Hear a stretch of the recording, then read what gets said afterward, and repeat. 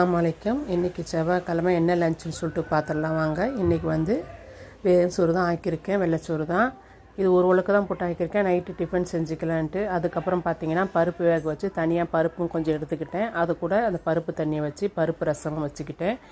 அந்த பருப்புக்கு ஒரு தாளிப்பு மட்டும் கொடுத்துட்டேன். அது கூட பார்த்திங்கன்னா சிறுகீரை பொரிச்சிருக்கிறேன். சிறுகீரை தேங்காய் பூ போட்டு பொரிச்சிருக்கேன்.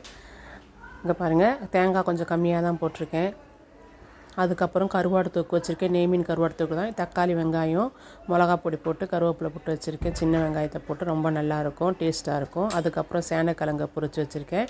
சேனைக்கிழங்கு எண்ணெய் சேர்த்து தான் வேக வச்சு தனியாக அரை வேக்காடு தனியாக வேக வச்சு எடுத்துகிட்டு அது கூட கடலை மாவு, உப்பு, மஞ்சள் பொடி, மிளகாய் பொடி எல்லாத்தையும் நல்லா பிசைஞ்சு எடுத்துக்கிட்டு வானலில் போட்டு கொஞ்சம் கொஞ்சமாக எண்ணெய் ஊற்றி நான் பொரிச்சு எடுத்துக்க வந்தேன். இது இன்னும் ட்ரை ஆகணும்.